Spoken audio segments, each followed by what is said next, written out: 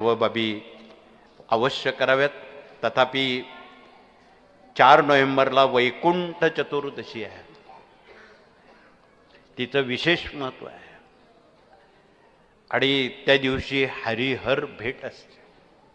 हरिहरा भेद नाही, शिव आणि विष्णू एकच आहेत. त्या दिवशी पिंडीवर आपण तुळशी वाहतो आणि विष्णूंना बेल वाहतो. याला हरिहरा भेद नाही असं म्हणतात आणि भेद नाहीच आहे.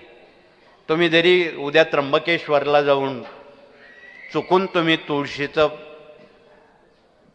पान शिवाला वाहिलं तर ते थोडं रागवणार का वाहिलं म्हणून. ते एकच आहेत, वेगळं थोडीच आहे.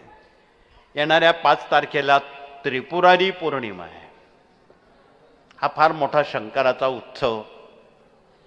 त्रिपुरासुराचा वध करून ज्यांनी देवांना स्वातंत्र्य दिलं म्हणून आमच्या साऱ्या भगिनी हिंदुस्थानातल्या 750 वाती लावून शिवाचा सन्मान करतात, शिवाची आराधना करतात.